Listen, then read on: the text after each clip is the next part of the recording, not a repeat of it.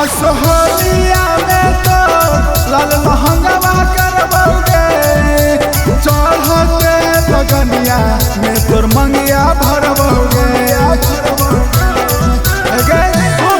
असोहलिया में तो लाल महंगवा करबोगे, चढ़ते लगनिया में तोर मंगिया भरबोगे।